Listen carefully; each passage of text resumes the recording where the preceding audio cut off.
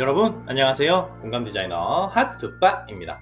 오늘도 여러분들과 함께 정신건강이론, 그중에서도 체계이론에 대해서 한번 살펴볼 텐데요. 생태체계이론에 대한 간략한 소개를 지금부터 한번 해보려고 합니다. 생태체계이론은 생태학에서의 개인과 환경 간의 상호 적응의 개념과 체계이론의 주요 개념, 그 외에도 동물 행동학, 인류학, 스트레스 이론, 빈곤주의 이론 등의 영향을 받았습니다. 그러므로 생태체계라 함은 인간을 둘러싼 모든 환경을 포함한 개념으로 설명되죠. 생태체계 이론의 사회복지 실천 모델은 생활모델입니다. 생활모델은 사람이 환경과의 관계에서 어떻게 적응하며 상호작용하는가에 관심을 갖고 생활 속 문제들에 통합적으로 접근하는 것으로 이론을 실용한 것입니다. 먼저 이론의 특징입니다. 인간과 환경은 지속적인 상호 교류 속에서 하나의 체계를 이루는 것으로 봅니다. 인간의 성격은 일생에 걸쳐 생물학적, 심리적, 문화, 경제, 정치적 요인들의 상호작용의 영향으로 형성됩니다. 환경 속의 인간을 이해하기 위해 인간과 환경 사이의 상호 교류, 상호 보완, 적합성, 지지와 방해 등의 요소에 유념해야 합니다. 인간을 둘러싼 생태 환경과 인간 간의 평형 상태의 유지와 성장에 초점을 두어 그 관계를 이해하고 체계적으로 구조화하는 것이 인간 발달의 주요 과제이죠. 주요 관점입니다. 먼저 인간과 환경인데요.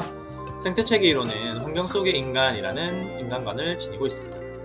인간은 환경에 반응하기도 하지만 스스로 환경을 창조하는 힘을 가지고 있죠. 인간은 생물학적, 심리적, 영적, 사회적, 문화적으로 환경을 구성하기도 하고 환경에 영향을 미치기도 하는 환경과의 상호 교류와 적응의 호혜적 관계를 갖습니다. 다음으로 인간의 행동과 부적응인데요.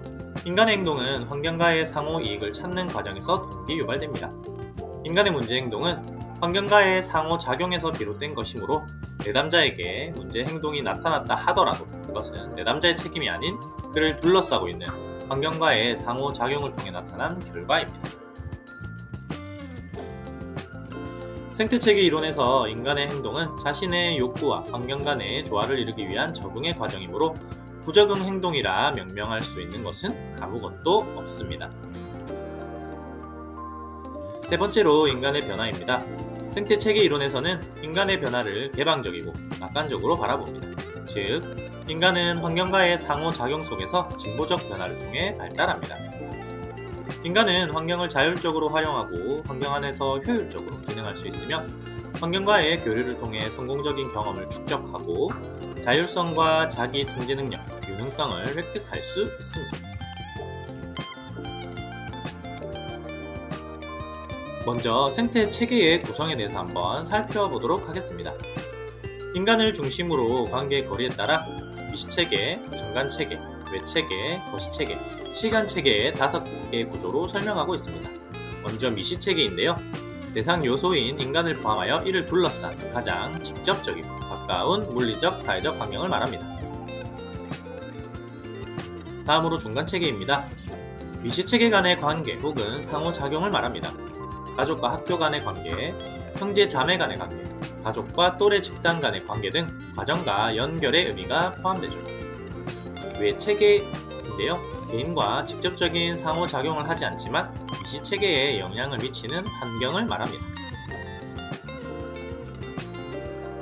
거시체계는 개인에게 광범위하면서도 간접적으로 강한 영향을 미치는 이념, 문화, 관습, 법, 경제, 정치, 사회 등의 환경 요소입니다.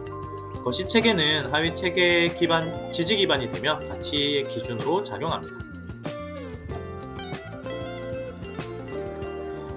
다섯 번째, 시간체계입니다. 역사적, 사회적 맥락 하에 연결되어 있는 연대를 의미하는 것으로 개인의 생애를 걸쳐 일어난 변화와 역사적 환경을 포함하는 체계입니다. 앞서 언급한 미시체계에서 거시체계에 이르기까지 생태체계는 과거와 현재, 미래의 연결 속에서 시간의 흐름에 따라, 즉 시간체계에 따라 변화하는 작용을 하는 것이죠. 두 번째로 적합성과 적응입니다. 적합성이란 개인이 지닌 환경에 대한 적응 욕구와 지지되는 환경 자원의 부합 정도를 말하는 것으로 개인의 욕구와 사회적 요구 사이의 조화와 균형 수준을 의미합니다. 적응은 인간이 환경의 조건에 맞춰 자신을 조절하고 변화시키는 혹은 환경을 변화시키는 개인의 노력이 요구되는 상호의존적 과정입니다.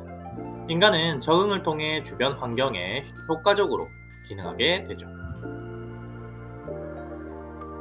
세 번째, 스트레스와 대처입니다. 스트레스는 인간과 환경 간의 상호작용에서 나타나는 혼란, 불균형으로 발생되는 생리적, 심리적, 사회적 현상을 말합니다.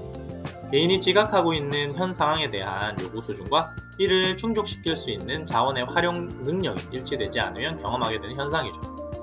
대처는 스트레스나 심리적 어려움 혹은 그로 인해 발생되는 욕구를 통제하기 위해 개인이 취하는 특정 행동을 말합니다.